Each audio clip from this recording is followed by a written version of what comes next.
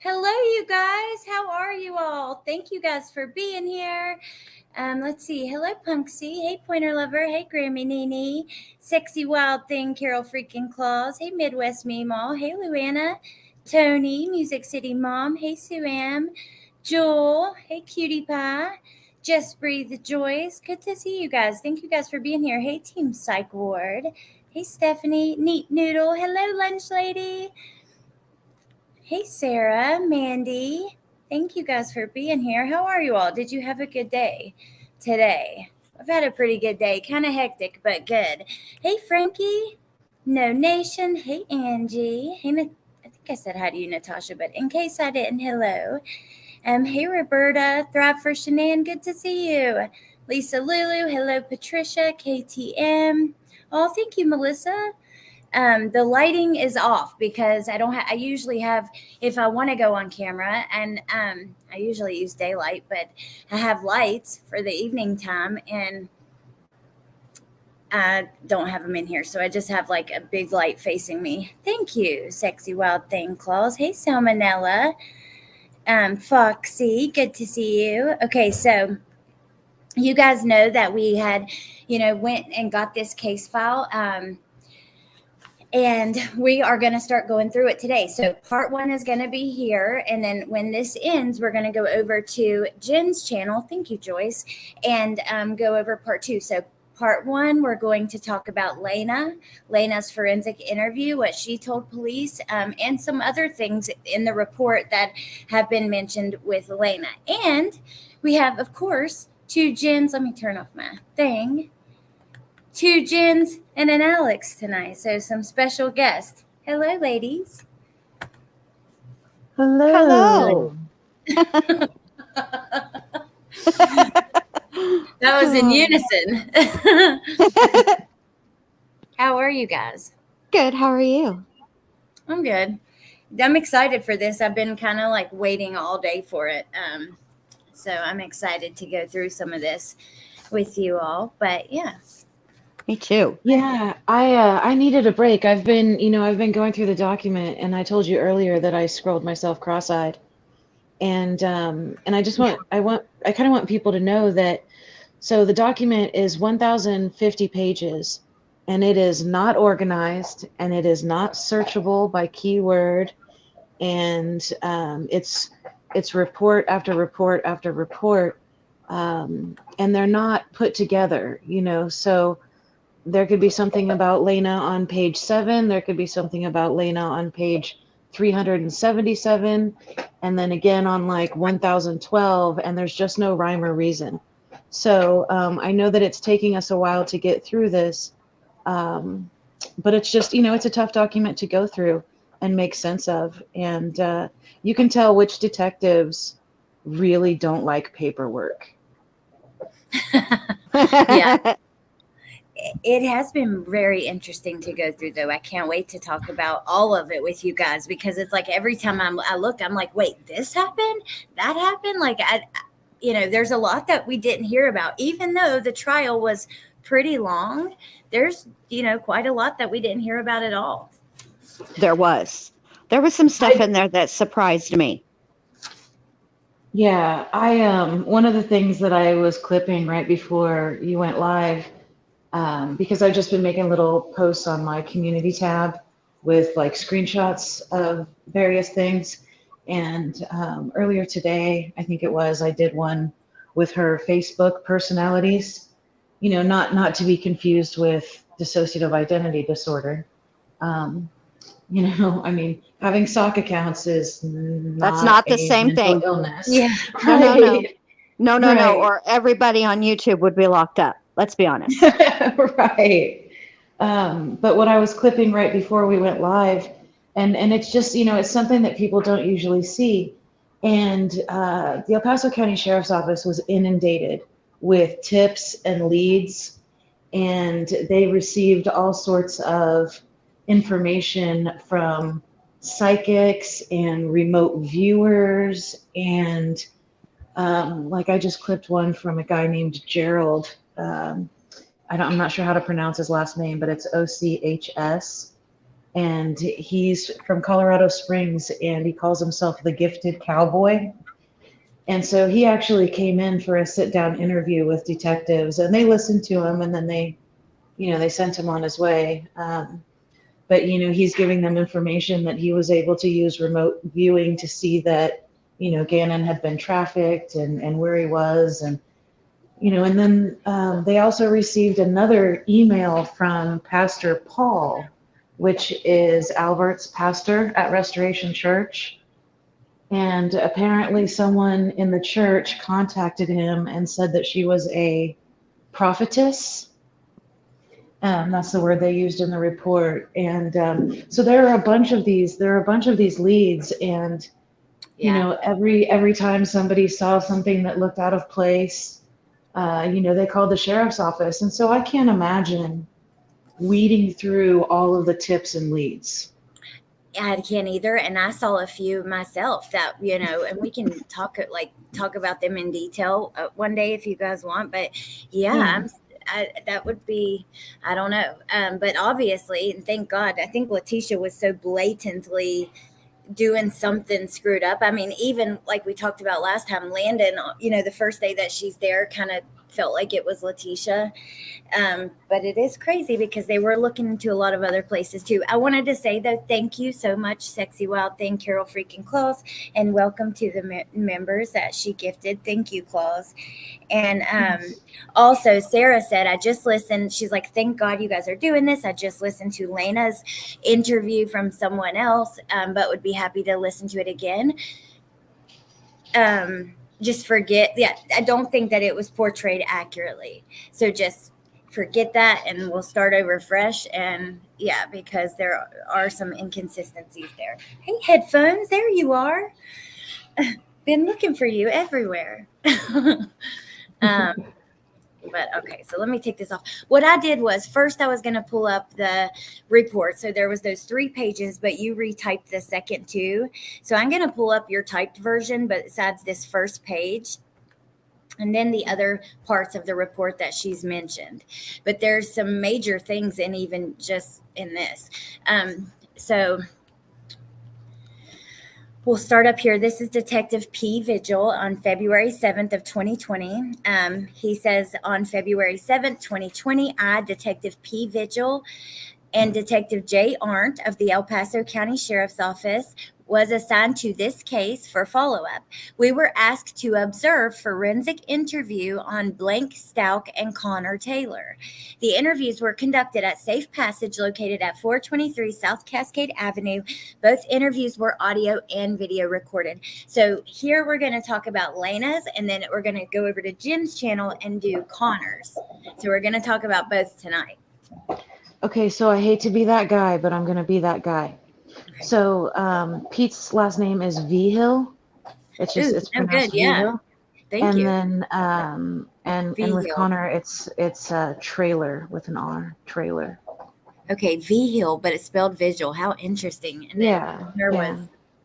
So I'm sorry to be that guy, but you know how I am. No, that's all right. I mean, I don't care. Yeah, I know. I'd rather know the right way to say it than say it wrong. You know what I mean? But what was Connor's again? Trailer, Traylor. Did they miss the R? Yeah, they must have. They do that a lot. I mean, and you'll see that Letecia's spelled 3 ways to Sunday, depending on who's writing the report. Right. Well, I know if you're typing in a hurry, you probably, like when I was doing that transcript, I know I made mistakes, but I didn't even try to go back and fix them because I was just trying to get through it. Yeah, there are, some are better than others. Like I said, you can really tell the detectives who really don't care for the paperwork part of their job. Yeah. But it's a lot. I hate to be critical. It's just, it's in my nature when we're talking about, written words. Yeah, that's all right. Hey, B Crumbs. But yeah, I don't care for the paperwork portion of my job either. Just so y'all know. Yeah. And like for example, Harley's boyfriend, his name is Jace. Not to be confused with her boyfriend now, but her boyfriend at the time of the incident, his name was Jace. Sometimes his last name is spelled Moran, and other times it's spelled Morin. I noticed And that. Yeah, the more that caught my attention today, I guess, because of Rachel's case, seeing the more in it. yeah. Yeah, so a lot of times it's names, that are wrong, but then you Right. also, like, I was just clipping one, and instead of rapport, it was spelled like report. Yeah. You can tell what they mean, I Right. guess. Okay, so safe passage interview with blank bio parents. With Lena's bio parents or Gannon's, I suppose it could be. But um, prior to the interview, I, along with Detective Arndt and FBI forensic interviewer Karen Blackwell, met with blank and blank blank to obtain information that may assist in the forensic interview. The last 2 pages, Curious Jen retyped, so we're going to read it without the redactions. But with this one, it just is what it is. Because, yeah, during the conversation, blank and blank said they have been keeping blank away from the media as much as they can. So I assume that is Al and Landon have been keeping Lena away from the media as much as they can. One of them said Lena did see the video that was put out on the news because he was watching it. So Al said Lena did see the video that was put out on the news because he was watching it and she looked over his shoulder. The video on the news is a home camera system where it is assumed that Letecia and Gannon get in a red truck in the driveway. Both parents say that Lena is seeking a lot more attention lately. They say that Lena is starting to put some things together from when Gannon went missing. They said that Lena has realized that some of the things Letecia Stauch were saying is just a lie. My page number is getting in the way of that end part of that sentence, but Lena has been calling Letecia a liar. Al and Landon have said they are trying to not let her hear adult conversations about Gannon. And they said she's in counseling and has completed a session so far. During the counseling session, the counselor stated she just watched blank and did not ask many questions. So that's pretty interesting to me that she was, calling Letecia a liar, and saying that to police. That just is something I'm noting here. Hey, JM. Well, didn't she in the letter that she wrote for the victim impact statement, didn't she also call Letecia a liar? I know she said that she hurt Gannon and she shouldn't do that. That's wrong. But I think she also called her a liar in that too. But I might be wrong. Oh, wow. We should I would like to double check that now that you say that. That's interesting. That's Al read it off, right? And it was in like yellow. Yes. So he had yes. Yeah. You have anything curious, Jen, before I go any further? Oh no, I can't remember exactly what it was, but it was something along those lines about telling lies. Okay. I just can't remember it exactly. Yeah, I can't remember it verbatim either. So safe passage interview with Lena. When it was time for the forensic interview to begin with Lena, she didn't want to go into the interview room. Karen, along with Al, Landon, and staff from Safe Passage attempted to get Lena in the interview room for a while. However, she did not want to go in the room. At first, she didn't want to leave the playroom, and then she would run around the building into different rooms and hide underneath a table in a conference room. While she was running around the hallways, she was laughing and saying she did not want to be in there. Due to attempting to get Lena into an interview room, there were 2 CDs made with recordings. The first CD consisted of attempting to get Lena into a room, and the second CD consisted of the actual interview with Lena. So that's another thing that stood out to me. And then Jen, I remember like in conversation when we were all talking, you mentioned that as well. Like Lena really did not want to go in there. She didn't want to do it, which is sad. It's I just hate it because can you imagine how this has affected her, this entire thing from start to finish in so many different ways? Yes. And the thing of it is, when I was looking for the stuff that I want to cover after this live on my channel, I was reading the whole thing. So I started back on like fucking page 1 and scrolled all the way through 468. And I read all those pages. And there is a lot of time when Al and Landon, neither one of their faults. One situation is because Al and Letecia were at Starbucks interviewing. Then you have also the fact that Landon wasn't even in Colorado. She had to get there. But there was several long periods of time where Lena was with Harley. Now, there's also the time when Lena was with Letecia. And when the cops do come to the house, Harley was adamant that she did not want to speak to them. I'm not judging her. What I'm saying is, I wonder if Lena heard that, and it's particularly because one of the things that Harley said was, you guys should have that information, or you guys should know that information. She would talk about everything and anything else, but she would not talk about anything related to Gannon. Right. And so I was wondering, I thought maybe, did Lena hear Harley say those things and think that's how she should be? But then you have the time that she was alone with Letecia. This is when Harley was looking for Gannon and going to a specific house.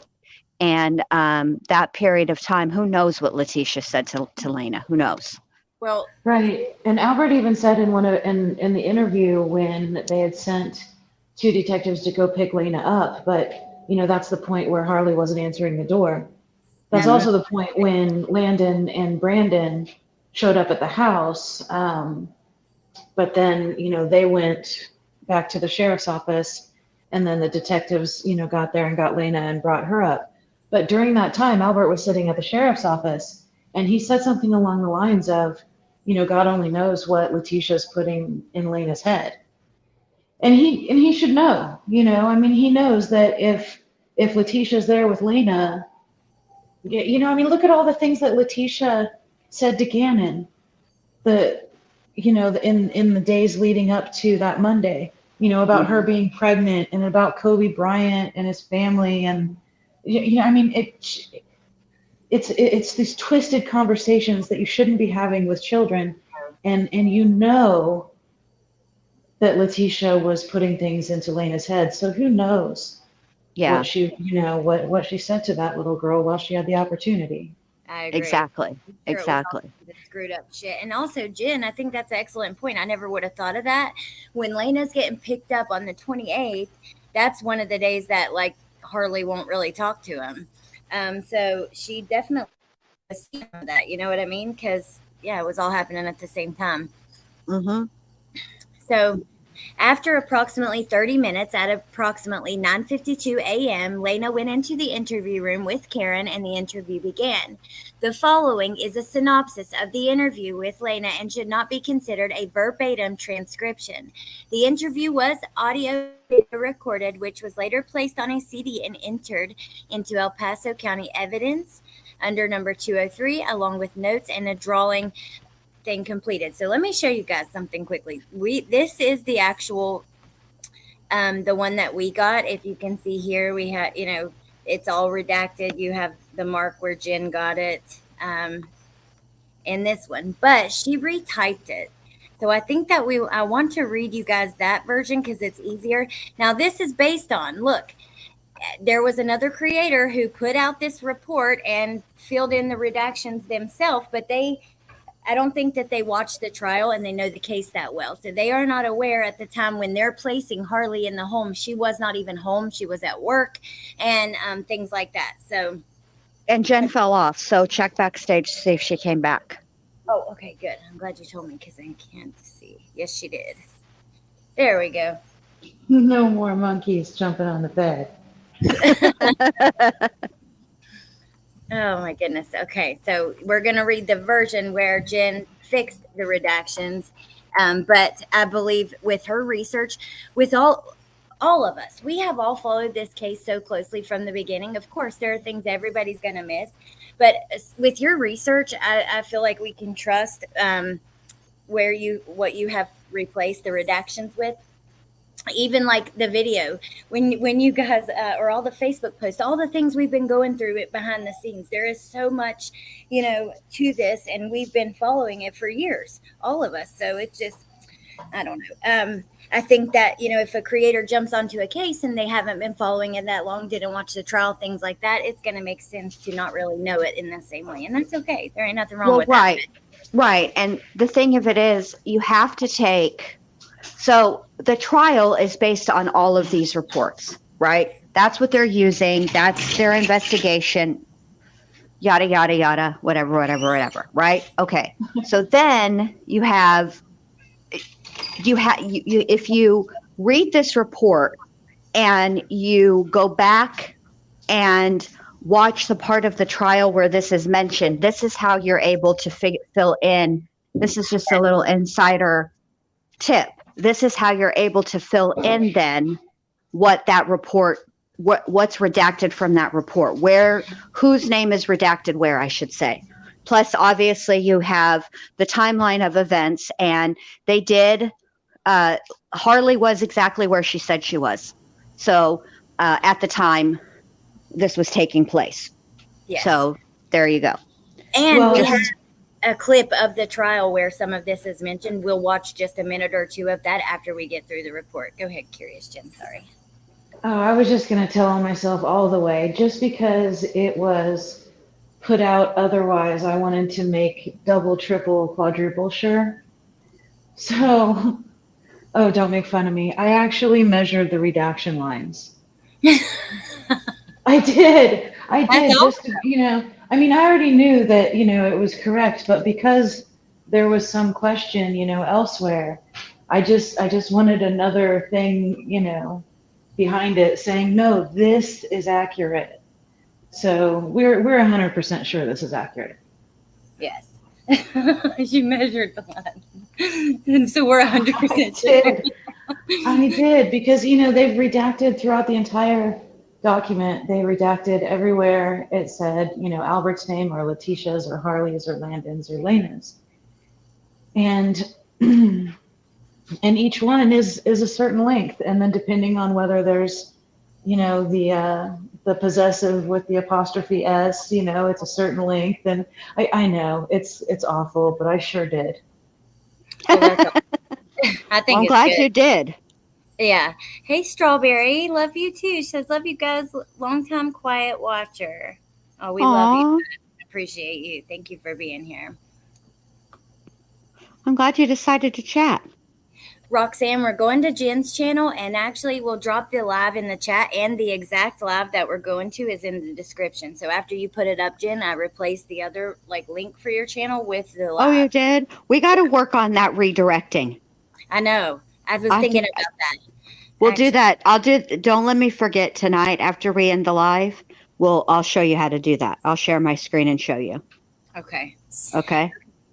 Perfect. All right. So I'm going to go ahead and start. So Karen started the interview by attempting to build rapport with Lena. Karen told Lena that during this interview, she is not in trouble and they just want to talk about stuff that is true and real. Lena nodded her head yes. She would talk to Karen. However, during the interview, Lena struggled to remain still, and on at least 2 occasions, she ran out of the interview room. Due to Lena being unable to focus, a full interview could not be completed. However, the following information was obtained. Lena said they went hiking on Sunday, January 26th. She began to explain the hike. She said at the end of the hike, Gannon used the bathroom in his pants. That's a quote. Lena says later that night there was a fire. Gannon forgot to put his candle out and the candle got knocked over. Letecia saved Bubba's. Bubba is a nickname Lena uses for Gannon. Tisha put blankets over Gannon to put out the fire. Gannon had a little bit of fire on his shirt. When Lena was describing where the fire was on Gannon, she pointed to her left lower abdomen. It is unsure if Gannon's shirt was on fire. That right there, you guys, I'm really curious about that. And there we hear that he actually did have an accident in his pants, because I know we've all wondered, is that true at all? Well, at least from what Lena has heard, and I feel like she would know, but I don't know, I guess she could have heard it too. And then I'm really interested that she points to her lower left abdomen when talking about the fire. What do you guys think? Yeah, well, a couple of things. I mean, I always believed the accident in his pants, but always took it deeper, because I believe that is yet another thing that Letecia did on purpose. And everything else that we've seen her do in her sick and twisted ways, I could absolutely see her stuffing that kid full of Miralax and then putting him in the car and going somewhere. I mean, it's just another setup, I mean, it's got Letecia written all over it. Yeah. And he probably, Miralax is a powder that you can put into anything. It could be in the ice cream, it could be in a liquid, it could be, and it doesn't have a taste, I mean, he wouldn't even know how much he was getting. And so she absolutely, could have done that and then put him in the car. I mean, of course we can't prove that. We don't know that for sure, but it just seems like something she would do. And It does. And then when I was typing this up, I was wondering, where it says that Lena was talking about Bubba's, and there was an S on the end, and I had a hard time with the sentence. And then I realized, they called him Bubba, but I could just picture Lena, saying Bubba's, it not in the plural form, but, it just, baby, yeah. Yeah, just like, just this endearment sort of, oh, Bubba's, and it's just heartbreaking. Yeah, it is sad. Bubba, okay, so Bubba is a Southern thing. Little sisters call their big brothers Bubba. All my brothers called that, yeah. Yeah, my girls call my middle son Bubba. But what I call him is Bubs. And when the girls were young, they used the term interchangeably. Sometimes he was Bubba, but mostly he was Bubs. Right. Yeah, I always called my brother Bubba.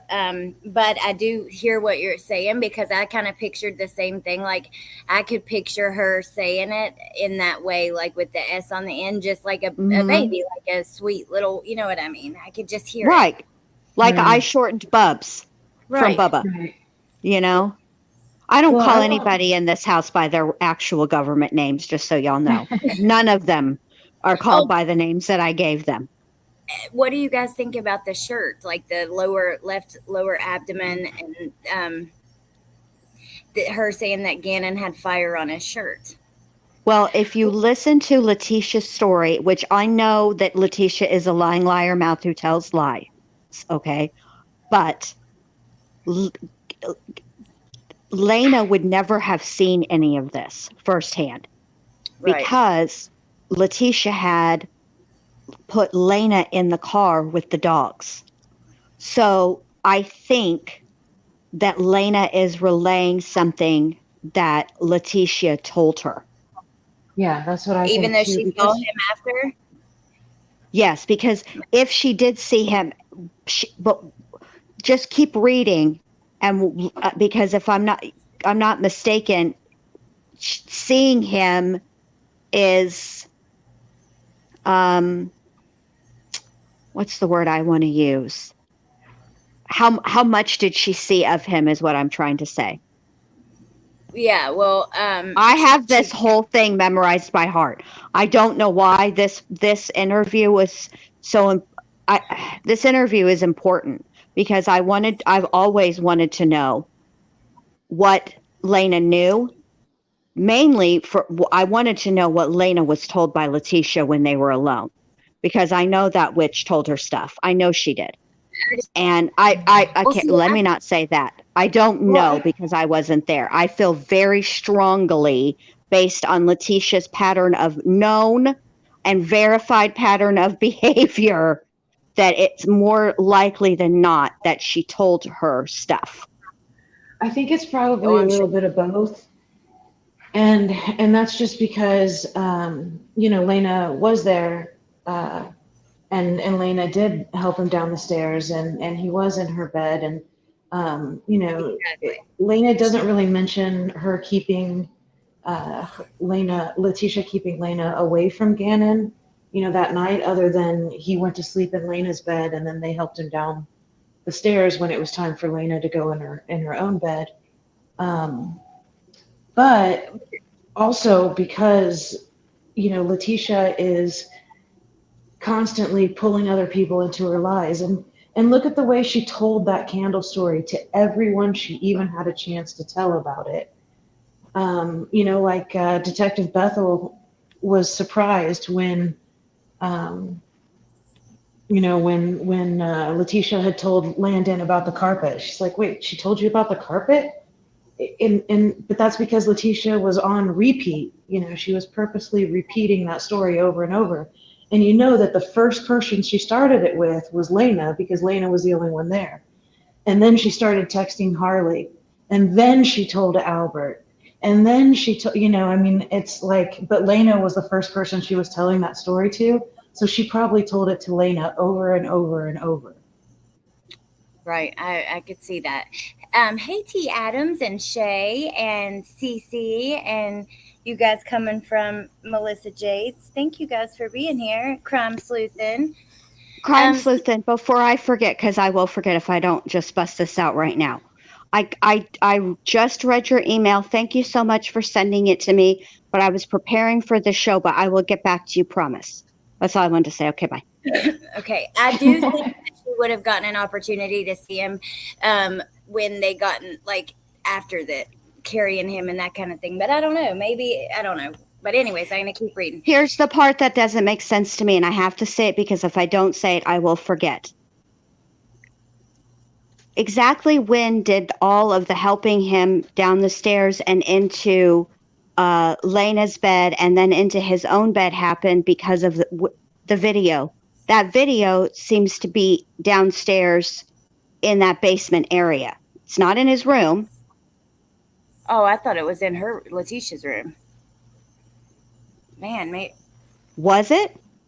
I thought it started in her room, but then she walks away. Yeah, she might. It started in her room, and Lena was in her bed. And you hear Lena say, "What's wrong?" Because Letecia starts it by saying, "Oh man, I just don't know what to do." And then Lena says, "What's wrong?" And then it proceeds from there. But that does start in. Well, remember that. In Lena's, right. And so Gannon is in Lena's bed, and Lena is in Leticia's bed during the making of the video.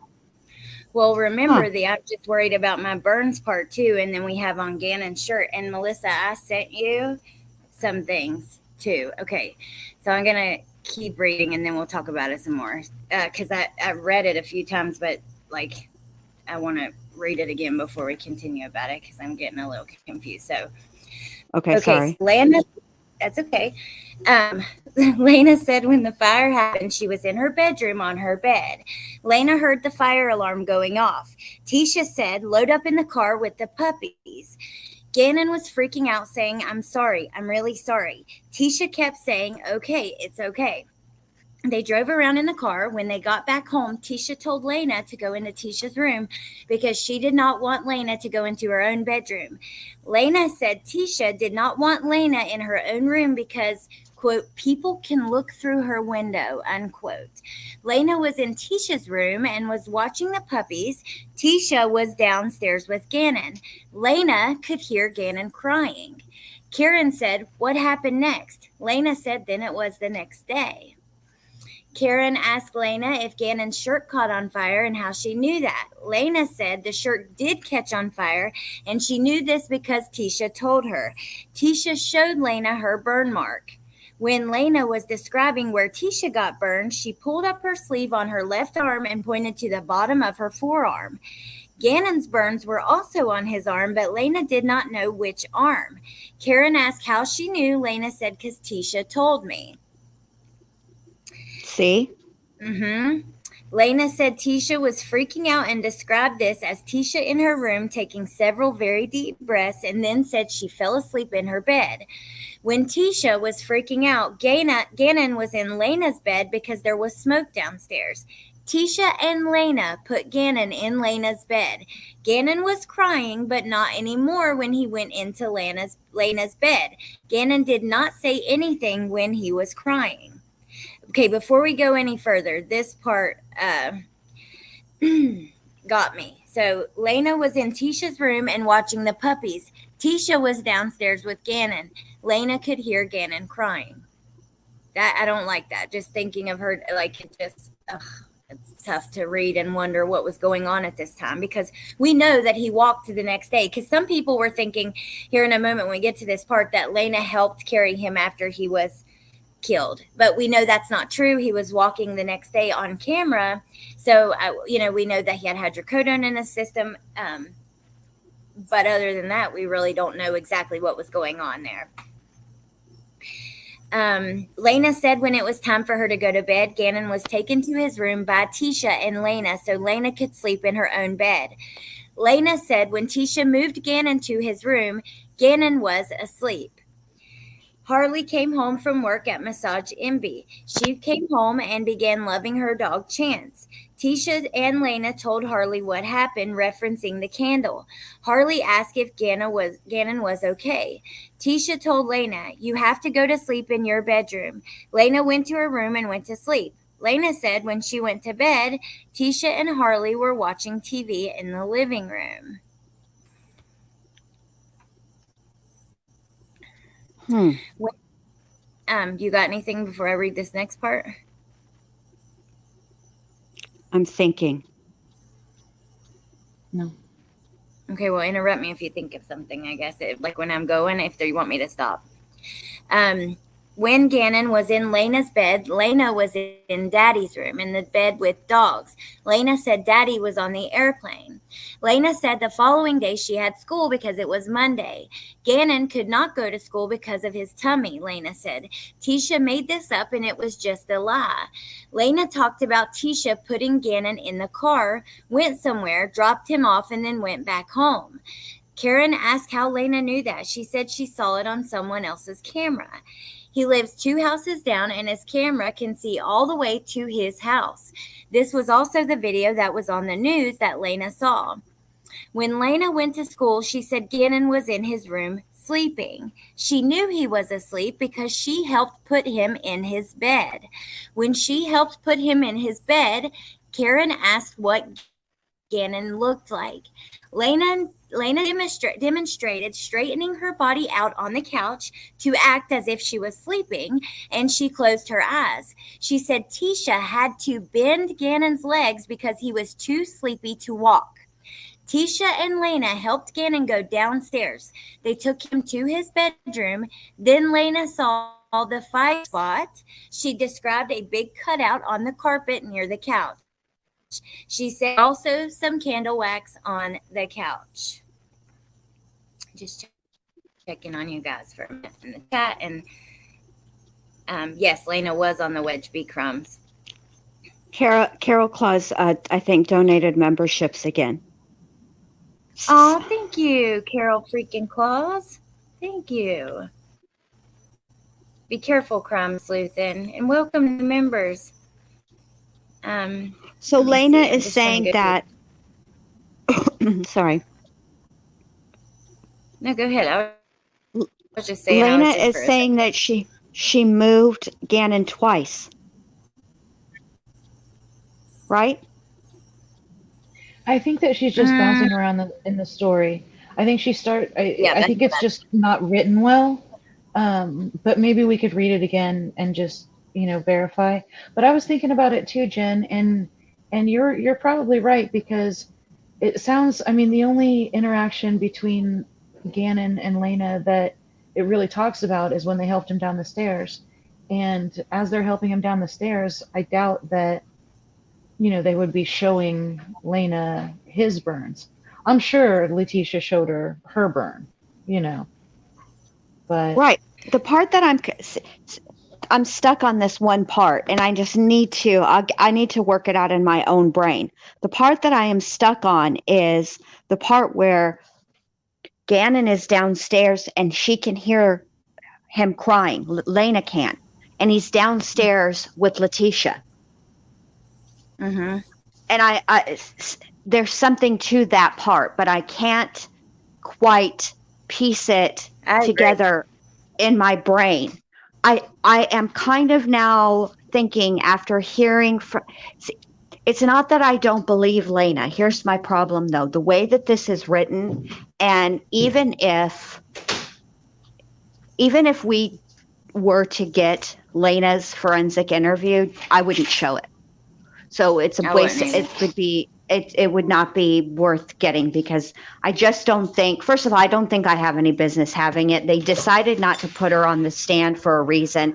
And I think it's because, to be honest with you guys, I think that a lot of what Lena is talking about in this interview, as far as like the burns and stuff, I do think she helped Letecia. I'm not saying that she didn't help Gannon down the stairs or any of that stuff, but I think what all led up to this, what happened with the candle, all of that isn't anything that Lena knows firsthand. Letecia told her, so that is why it's now tainted. Not that Lena is tainted, but because it came from a lying liar mouth who tells lies. Now, you know what I mean? It's just hearsay, a lot of it. However, I agree with you. I believe she did help. I believe that they probably didn't put her on the stand too, just to not put her through that. They had a lot anyways. You know what I mean? So, right. I think that if they didn't have a lot, would they have put her on the stand? Possibly. But I agree with you. I think a lot of what she's repeating is hearsay from Tisha. However, her point in that she saw burns on Tisha, I think that's really interesting. I agree with you. As soon as I read that part about the downstairs crying, like, it just hit me in the gut. Like, there's something about that part. That there's something with that. But it's all right, because did they bring Gannon down the stairs and then Lena was immediately sent back up to go to bed in her room? That's what I'm trying to figure out. Like, what is the time? What happened? Because we know that something happened. Something happened. And you can make it's not hard to make a fire alarm go off, you guys. I mean, come on. We've all been to high school. We know. You smoke in the bathroom, a fire alarm will go off. Hell, even in a hotel room, if you're not supposed to be smoking and you smoke in it. I don't know from firsthand experience, but I have been in a hotel when somebody else was doing it and we all had to leave, and I was fucking annoyed. Because if I can not smoke, then you can too. So anyway, but yeah, I mean, it's not that this candle thing is going to always be stuck in my crawl, because none of it makes sense. No. And I think that's intentional. Yeah, it sucks because it doesn't make sense and it keeps you wondering. You just don't know, and you want to know what happened. You want to know why. All of it, the couch, the carpet, what the kids, what Harley and Lena witnessed, all of it. I agree with you. It just, that part, it is baffling. Well, we're almost. What if what happened is that Gannon had an accident which irritated the shit out of which irritated Letecia to no end, right? But like, she does use the term set up a lot, which is usually, people usually tell on themselves. They usually accuse others of things that they do themselves. So I feel like, what if she did give Gannon a bunch of Miralax, and bless his little heart, while he was cleaning the one accident, he had another. Miralax it's not like an X-Lax. It's not a laxative. But if you give anybody too much of anything, it's not going to work the way that it is intended to work. It's really supposed to just add more, it's supposed to work with your body's own natural fluids.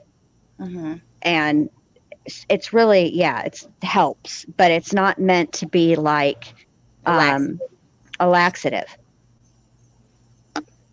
So yeah, I've always felt that the candle incident was set up by Letecia, and it was specifically because she wasn't getting enough attention from her husband and she wasn't getting her way. And she had thrown the pregnancy thing out there, and he didn't even blink. He knew she was lying. He didn't even blink. The burglaries, the 2 staged burglaries, those didn't work. So the candle incident was just another staged incident. But this time, she was involving the kids. What I don't know is when murder became part of the plan, because at some point it became part of the plan. Now, is that at 3 a.m. when she's texting her boss about her stepdad getting hit by a car? Is that when she's making the video? Is that at 8:17 in the morning when she's snapping a picture to prove that he's alive and in his bed Monday morning? I know the decision was made on Saturday. Go ahead. Sorry. I know the decision was made on Saturday, and he was grounded, and his devices and the Alexa were disconnected from the Wi-Fi at that time. And I've always felt like, that was part of the deal. You look at it step by step by step. And then she talks about how she covered up the sensors on the ADT system and blames that on, the smoke and the alarm going off. But what that also does is it affects the ability to track movement. Yeah. You know what I mean? Yeah.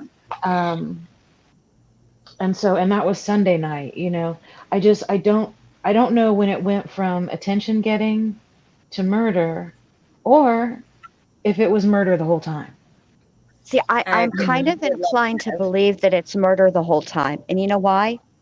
Because when they tested the subflooring, it tested positive for blood. Yet, the wax, I've always thought that the candle was to cover up the blood. But what I'm curious about is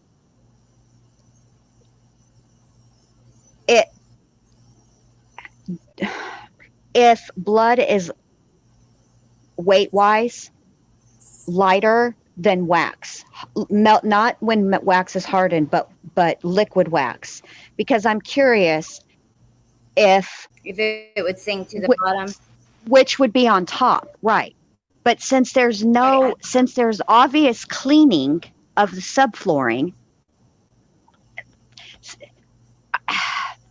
I'm almost wondering, Jen, if part of it was what she wanted to do was hurt Gannon to get Al to come home, and it went too far. That's what I think. Yeah. I think it was not murder at first. I think that it went to murder because it went too far and there was no covering it up or no fixing it. But I don't know. I guess. Or she didn't have the confidence that Gannon would stick to the story. Right. Well, I always picture Gannon like a little bit rogue, and he could only be intimidated so much, but there might be an opportunity. And I think Letecia thought about this, where Gannon would be alone with nurses and doctors. She couldn't be there the whole time. It just doesn't work like that, and thought, holy shit, he might tell. He might break the script. And so maybe I can't, I mean, she does want attention. And Al did, she told everybody and their mother and their cousin and their neighbor and just the whole entire world that she was so freaked out about the candle because Al was going to be mad about it. Yet you get the text messages, right? And you see Al is like not giving a single F. He's not, right. He's like, oh, kids will be kids. That's all part of her. Though, yeah, because it's like oh God, Al's gonna be mad. You know what I mean? She's the victim in that way. Right. It's too much. Okay, so let me finish this because I want to play a Sorry. clip in a couple more pages before we get over to your channel. That's okay. Don't be sorry. I love talking about this stuff with you guys. I can't work it out in my brain, you guys, and it's really bothering me because usually I can. But there is something to that candle, and I cannot figure out what exactly it is, and it's driving me freaking nuts. It's driving me to the point where I'm going to write Letecia. That's it. I'm just going to ask her, what the fuck is the deal with the candle? What's the worst that could happen? She doesn't return my letter. I'm no worse off. But maybe, just maybe, she'll say something just enough to like get my wheels turning. I don't trust anything that comes out of her mouth, but as the truth. But you know what I mean? Maybe I can just get like some type of something. Well, and remember too that she had just tried to set Gannon up with the quote unquote knife incident. Yeah, the knife incident, and it didn't, and that didn't work. But, she tried to make Gannon the bad guy, and she was a victim of Gannon because Gannon was this violent aggressor, and it did not work at all. So in this new version, where she's again desperate for this attention, and she's just messing with everybody's reality because she's not getting enough of what she needs. She knew that she couldn't make Gannon the aggressor, so then it became a faked accident, and it was staged. I think it's a follow up to the knife incident. It's a follow up to the burglaries. It's a follow up to the pregnancies, and it's all on this, this scale that just gradually gets worse and worse and worse and worse. I agree with you. It's scary, and too bad it couldn't have been prevented or, caught in the beginning of it getting worse and worse. But okay, so I'm going to read this, and then I want to play because we were talking, about Lena being mentioned in the trial. If you guys remember when Agent Grusing was on the stand, there were moments when Lena was mentioned, and it was actually told like that she helped Letecia with different things, and we're going to play a clip from that as soon as this is over, which also makes the most sense that the redactions would be Lena rather than Harley or someone else. But so it says, Lena said when she was getting ready for school, Harley was at work. Lena asked Karen if she could use the restroom. When Karen and Lena came back into the room, Karen continued the conversation discussing what occurred when she came home from school. Lena stated Tisha was the only one home and she just got done working out. Tisha just got done working out. Lena asked Tisha where Gannon was, and she replied he was downstairs sleeping. Lena asked if she could go check on him, and Tisha said no. Lena described Tisha as cleaning stuff. Tisha was cleaning her room and the kitchen. She got the supplies to clean from under the sink. While Tisha was cleaning, Lena went outside to ride Gannon's bike because something was wrong with her bike. When Lena was done riding the bike, Tisha was the only one at the house, and she was still cleaning. She was cleaning her room and the kitchen.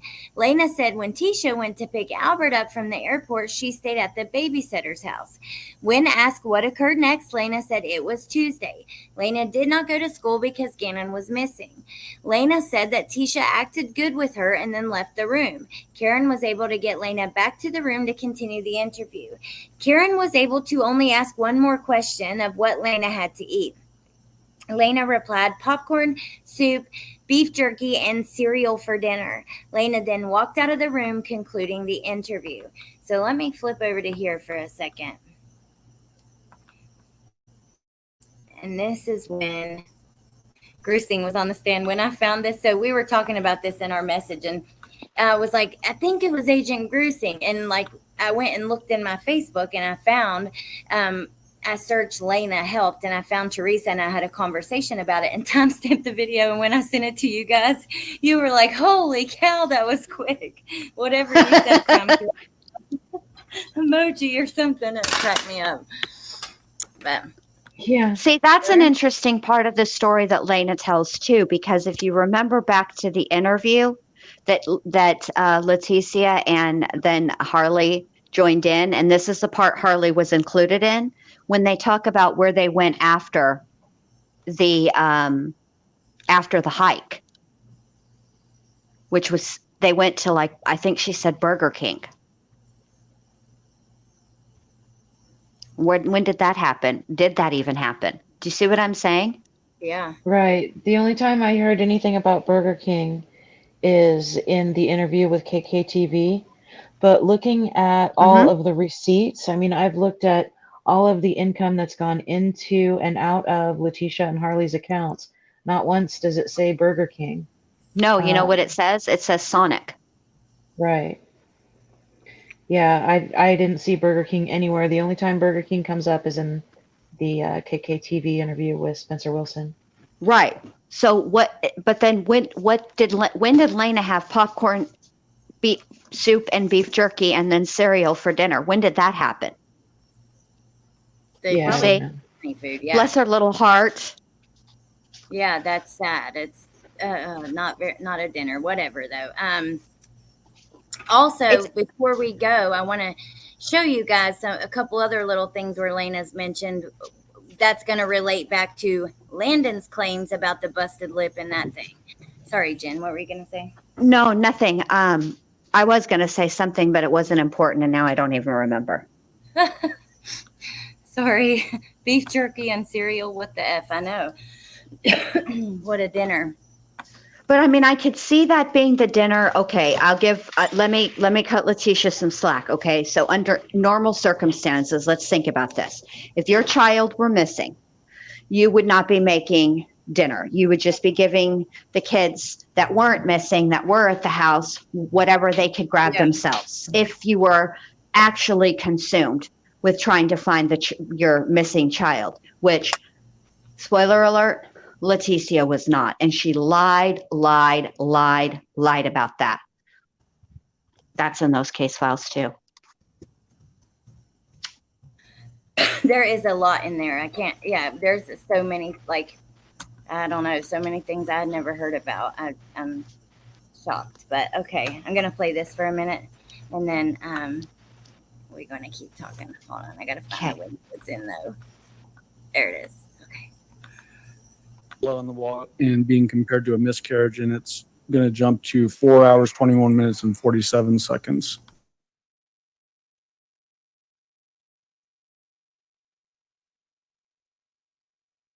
And we will play through 4 hours, 23 minutes, and 47 seconds. So exactly 2 minutes worth of video. You have nothing to do with harming Gannon. Why would you clean up the blood that's on the wall? So you're saying you've never had anything happen in your house and you cleaned it up? Never. Like, you've never had, like... Why would you cut out the carpet? The nosebleeds. The carpet? Mm-hmm. Because I was going to get more carpet. It doesn't... The carpet has nothing to do with cutting it out. It's getting smell. It stunk. I couldn't breathe. None of us could breathe. Did you say that Lena helped you clean up some of the blood on the wall? Lena always helped us clean up everything. Lena helped us clean up the light switch. Lena helped us clean up when Gannon had a nosebleed. Okay? But for this occasion, she helped with that. Now you're going to walk me back through what we've already talked about. So you're now going to go be like, oh, an 8-year-old this and an 8-year-old that. Come on. There was all the time. Gannon was bleeding all the time. He'd have a nosebleed randomly at the drop of a dime. He'd bite his fingers, bleed all the time. Would it help if I gave you a picture of the wall of what all showed up on it? Sir, that's not going to get me to say After this report and after what we saw in the trial, I absolutely think that she probably did have Lena help with little things like carrying him. Lena stating that his knees weren't working and she had to bend his knees. That also lines up with what we know was in his system. And also that the next morning he appeared drugged. You know, the people watching the video camera, the neighbor, even I remember him doing an interview way back then, talking about how he appeared to be drugged or like something was wrong with him. He definitely was stumbling. Yeah. His gait was definitely off in that camera footage. Yes. Mm-hmm. So I think it makes sense. But I think also, like you said, Jen, you can't believe it. Some of the things that were being said probably do come from Letecia, and you can't really trust her either. So hold on, let's see. Or we know we can't trust her. I'm going to pull up these other documents now, but if you guys got anything else before then. Right. And remember, this is just a summary from Karen, during the Safe Mhm. Passage interview. It's Right. just a summary. It's not verbatim and exactly what was said. And that post that I put on the community tab earlier today with the Facebook stuff, the Amarita Yanez, the lady who contacted the tip line and told the detectives about Letecia pretending to be these other people and doing Q&As in groups. She even told me, she's like, yeah, I mean, it doesn't really change anything, but they got some stuff wrong. And so there's always room for that in these reports. Yes, we're reading directly from the Right. report, but this is the detective's version of something that they were told from, I mean, Right. I don't know. There's always room for error. Well, it's their perception of what Lena did and said. Right. In the interview, right. Except there was like one or two quotes in there that were quoted. I'd say those are probably direct quotes, but other than that, I don't. What I would be interested in getting is the actual transcript of Lena's interview, not the video, but I would like to know, but I mean, it doesn't, I just want to know what exactly Lena knew firsthand and what Letecia told her. And the reason I want to know this is because we all watched the Dinkins trial together, and they played DL's forensic interview, and he was willing for a while. I mean, and they were around the same age. Yes, 8, both of them. And there were certain parts that the interviewer continued to ask about, and it was irritating to him because he felt like he wasn't being listened to. But he wanted to be in that room and he wanted to help. And Lena didn't want to be in that room. And I just have this strong feeling that it's because somebody said something to her, somebody like Letecia. Right. MK, I just spilled some juice. I think I'll remove the subfloor. Right. Right. I'll just cut a big ass hole because the carpet stunk. The thing about carpeting is that carpeting is kind of like a big ass sponge. Okay. And so, yes, you will have, the odor will be the strongest where whatever it was occurred. Right. But have you ever been to somebody's house whose dogs are not housebroken? Their whole house reeks of pee, not just the one spot where the dog pee-peed, just the whole house. So cutting out one square of carpeting or one area of carpeting is not going to alleviate the smell. This is why none of the things that you say, Letecia, ever make any freaking sense. And this is why you'll be getting a letter from yours truly, because I've had enough. I'm just going to go straight to the fucking source. You should. I'm down for that. Please do. Film it. Show us what you write. Show us if she writes back. I'm ready for Curious Jen to go visit her at the prison. But Sexy Wild Thing Claus, I don't know. Can we get the transcript of her interview? Was that on the list? It wasn't on the list, but we do have the item number, and it can certainly be requested. All we can do is ask. What's the worst that can happen? We should try that just for the transcript, because I agree. I don't need to see the video, and I wouldn't put it out anyways, even if we got it. But I definitely want to read that. Okay, so I'm going to read through this quickly because we want to go over to Jen's. No, you're fine. You're fine. Just do what you need to do. We'll all go over there when it's time. Don't worry about it. Okay, well, these are just a couple other times where Lena was mentioned. So remember when we went through Landon's interview the other day, and she mentioned this incident with Lena's mouth with her lip. And then there was also another incident that involved her lip getting busted. What was that one, Curious Jen? Because you're the one who mentioned it, and I can't remember. With her mouth getting busted from Letecia, but it wasn't like the pillow, waking up from the pillow.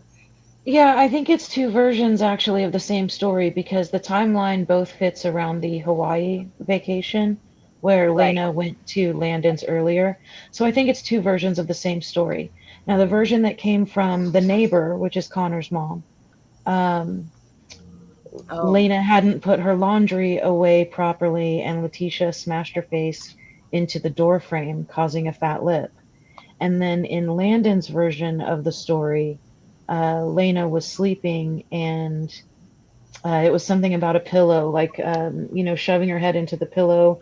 And then there was also a version where Letecia was shoving Lena's head into the carpet. So it's either the carpet or a pillow or the door frame that resulted in a fat lip.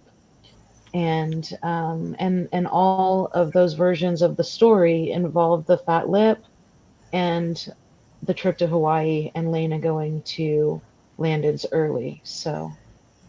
Okay. Well, that's very interesting then. But thank you, Claus. That's very sweet. Okay. So, I'm wondering if it's just that. It probably shouldn't be that much, but I don't know. We'll have to see. But okay. So about the incident with the lip.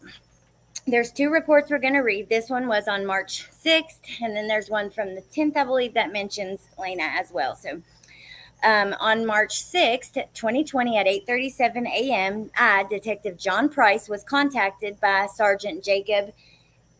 We'll just call him Sergeant Jacob. He told me he received a phone call last night from Blake.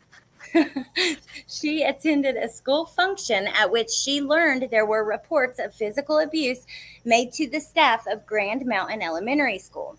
The reports are alleged to have occurred last fall and again 2 weeks prior to the disappearance of Gannon. The report in January was the result of a bruise on Gannon, which his teacher thought was indicative of physical abuse. No report of this bruise was made to DHS. Blank teacher is blank, and the Sergeant Jacob directed me to follow up on this concern. At 10:12, I spoke with Landon via telephone. She stated she met with a DHS caseworker yesterday and learned that DHS had no prior reports of child abuse concerning Gannon or Lena. However, Landon has learned sometime last fall Gannon reported to blank he had been physically abused by Letecia. Further, 2 weeks prior to his disappearance, she showed bruised to blank. He showed bruises to blank and reported that Letecia had caused them. Blank reported it to the school administration, but the complaint did not go any further. Landon also stated in May of 2019, Lena suffered an injury to her upper lip. She told Landon that Letecia had rubbed her head into the carpet. This injury was seen by a substitute teacher at Webster Elementary School. And then the teacher's name. Blank is the mother of blank's friend. They reported the injury to the administration. The school did not move forward with the allegation of child abuse to DHS or law enforcement. Landon confronted blank about this abuse. He responded with an angry text demanding that Landon apologize to Letecia for this accusation. Landon sent me a copy of this text and the 2 photos of the lip injury. She stated she had already disclosed this information to a detective during a prior interview, and we read that the other day, and that these images had already been discovered during a download of her cell phone. Landon did not have any additional information. I researched and discovered both blank and the staff of the elementary school have been interviewed by Detective Bethel and Riley. Then, one second, let's see. Then we have March 10th. So John Price again continued his follow-up on whether reports of abuse of Gannon and Lena were properly handled by the school. I spoke with Detective Mark Riley. He stated blank had been interviewed multiple times, but he is unsure if the question of reported abuse had specifically been asked of her. He also stated Leanne has been interviewed, although he is not sure by whom. He is aware of the allegation Letecia caused an injury to Lena's lip. Listen to this. Detective Riley indicated this report is probably an attempt on the part of Landon to gain leverage in a custody battle. I spoke with Jessica Bethel, that was the detective that did the first interview with Landon. She stated she has interviewed blank in the school administration. None of them brought up any past history of abuse, although Bethel could not recall if the question had specifically been asked. Detective Bethel also indicated she thinks this report is probably an attempt on the part of Landon to gain leverage in a custody battle. That pisses me off, you guys. At approximately 3:18 p.m., I spoke with Blank via telephone and specifically asked if there was a history of physical abuse. She stated she never saw any injuries on him. He never reported to her that he was being abused at home. She's been questioned for the last several weeks, wondering if she missed something and could have prevented his death. She seemed credible in her responses. So basically, there were several reports made to the school from the kids, and it was redacted, but the school never did anything with it, and the police wrote off these reports as Landon trying to get leverage in a custody battle. Can you go back up to the top of that portion of the report and find out when Landon told detective, I mean, I know that she told them about, that we read it the other night, and that was when she first got there. Yeah, the first one was January 28th, but then Right. she has a phone call on March 6th with John Price. That Okay, is March where 6th. And then March 10th is his follow-up report. And Okay. wasn't Letecia arrested March 7th? No, she was arrested March 2nd. Oh, okay. So this is after her arrest. All right. Yes. Yep. Oh. So let me see. I think there was maybe one other thing, and then we're about done, and we're going to go to your channel, Jen. But let me make sure, because I grabbed, there was, I think, is that the same thing or something different? So, we kind of talked about this the other day, about how Landon and Albert really came together when Gannon first went missing. But by the time Letecia was arrested, Landon had initiated a second custody battle because she wanted Lena bad. And that's one of the things that she said in her first interview was, look, I'm getting my daughter and we're going back to South Carolina. You can come with us, but she wanted her daughter in her care and custody, and they hadn't found Gannon's body yet. But by the time Letecia was arrested, Landon and Albert were in, an outside custody battle, and it got real ugly. And that could have been bad for the case, with those two turning on each other. And, luckily everybody was able to get through it. And, I told you about my experience in the courtroom during trial. Those two, Landon and Albert, they didn't acknowledge each other's existence. I mean, yeah, they were in the same room, a couple of feet away from each other, and it wasn't ugly. There weren't dirty looks and dagger eyes or anything like that, but the tension was palpable. But then after the trial, they came together again, on camera, working together the best that they can. But there's still a lot of hurt feelings, and for a while, I think Letecia got Landon to start questioning whether or not Albert was involved. I mean, I can't imagine the roller coaster for everyone. Well, yeah, especially with at the time, the reports and the interviews and things that were coming out, what we're going to talk about on Jen's channel, a lot of it really, with Connor's mom. So I'm sure her mind was probably all over the place. Yes. What do y'all think I got to do to get put in prison with Tisha? Well, it'd have to be a felony, and it would have to be a felony that would get you more than 2 years, because usually if even felonies of 2 years or less, you stay at the regular jail prison. Well, it had to be a felony for sure. And you'd need to, but here's the thing. They got Letecia all in protective custody. They don't, she's not in Gen Pop. So, yeah.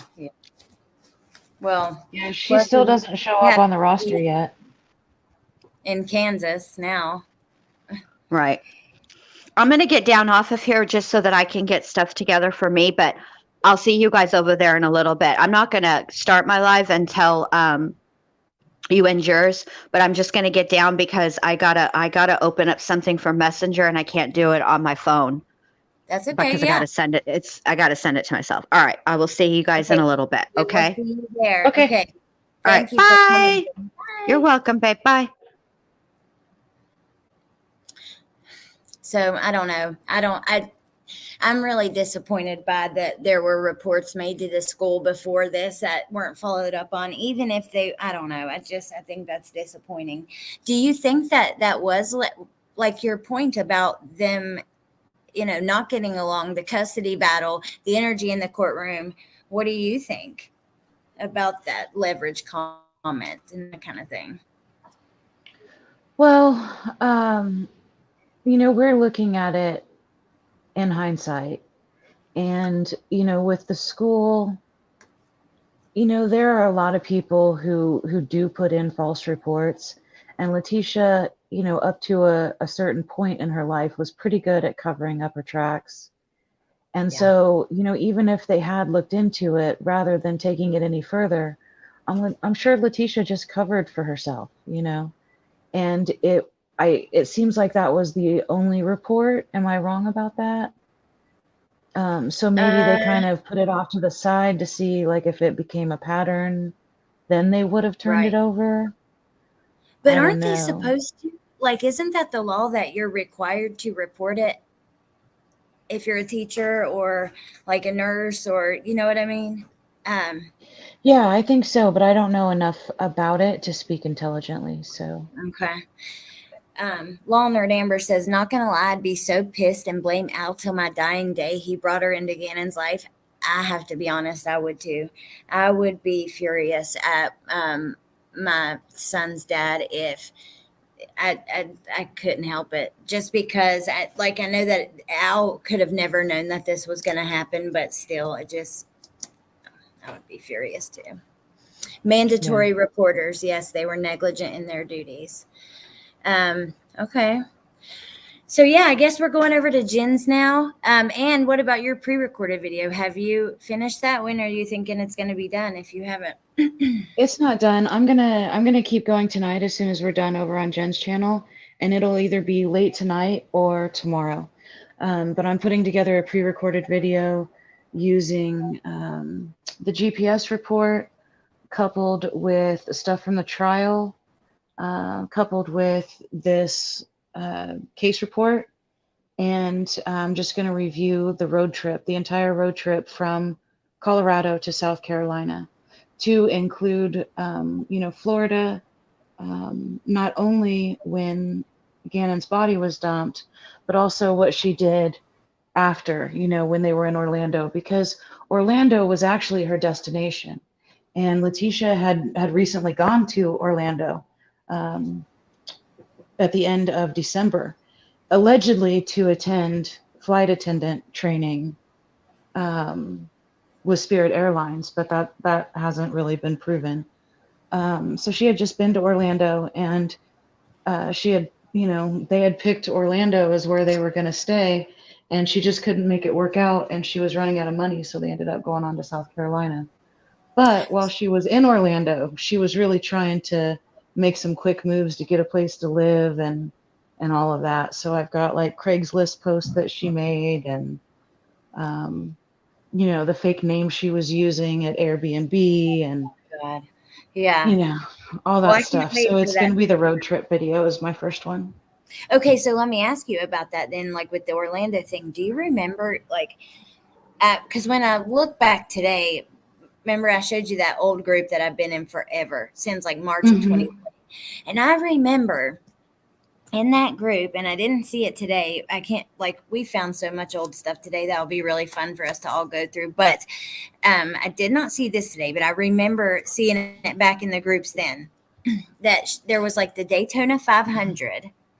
And she was talking about how they had tickets or they were going to that or something. And that was right around the time. Do you remember something about that? I do. I remember the race, and I remember something about a Trump rally. And then she came back and said that her Facebook was hacked and that she didn't post that stuff. Oh God. Lord, I can't wait till we get into all of her Facebook posts because yeah, I forgot how chaotic and crazy it was. And she was talking to everybody, responding to everybody, in all the groups. And now we know all these aliases, which you're going to get into. That'll be really, really cool to see. But Right. Well, one of the things that amazes me on a regular basis is like, I've been going in by subject. Like for example, I made that video of the text messages between, well, really, they were from Letecia to Albert because he only responded like one time for every 200 of her messages. But those were from February 29th up to March 1st, right before she was arrested, just in like that couple of day period. And oh, so I'm sorry, Allie. Hang on just a second. okay, you're fine. Stephanie, thank you so much, Stephanie. And you know what? I saw today, I was reading through all the text messages are in this report we have. When Curious Jen comes back, I bet you that we could. Okay. I'm sorry.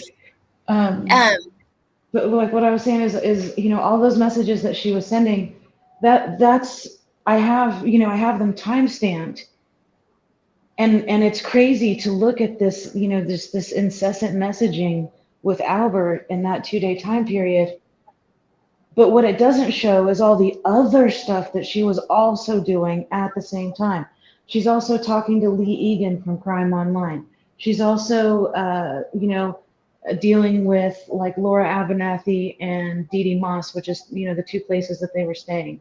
They were driving Laura Abernathy's vehicle and staying at Dee Dee Moss's house. And, she's in the Facebook groups during this time that she's sending all this stuff to Albert. And so when you put it all together, that woman could go 1,000,000 miles an hour, and she did, because there's really not a long time between January 27th, when it happened, and March 2nd, when she was arrested. It's really not that long of a time. And when you sit down and actually run through all of the Facebook stuff and the text messages and the burner phones and the false identities and trying to find a place to live and stuff she was doing with money and just all of this stuff. And she was also looking for jobs. One of the jobs that she searched was a managerial position at Disney World. Oh my God.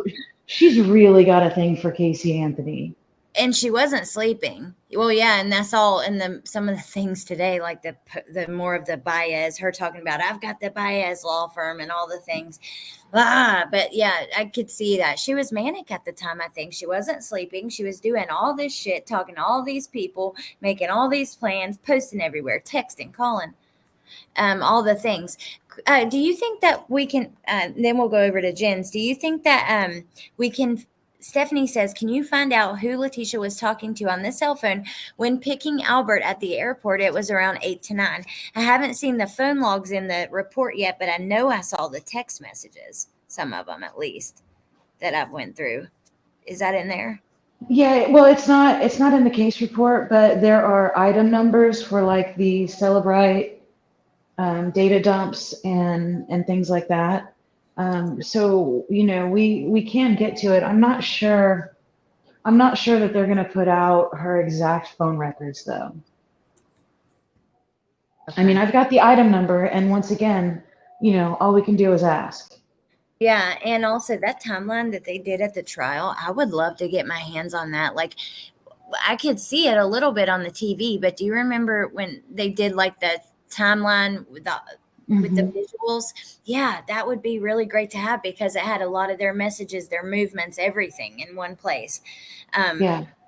Now they do, in this report, they do have, key strings of text messages, especially between Letecia and Detective Bethel.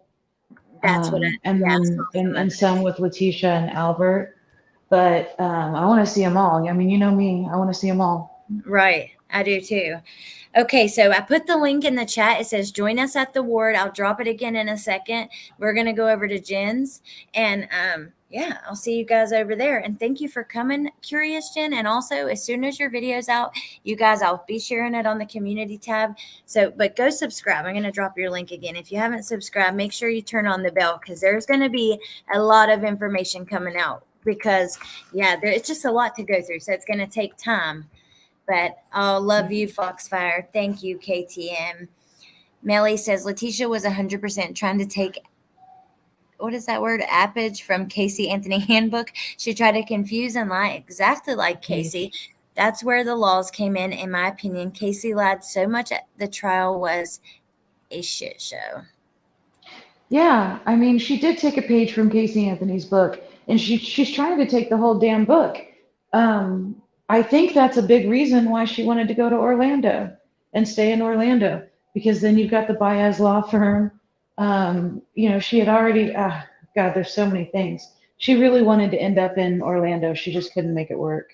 Wow. But remember, she was Googling Orlando right when Albert left town on Saturday, the 25th. Yeah, before anything happened. Right. She bizarre. already wanted to go to Orlando, so Okay. yeah, she still tried to make it happen. All right. Well, there's the link, you guys. And then I'm going to let you guys go, and I'll see you over at Jen's. Thank you guys for being here. We got lots more to talk about in the future. And yeah, thank you, Curious Jen. I always love when you guys join me to talk about this stuff, and I'll see you over there. Okay, bye. Bye, guys. The link's in the chat.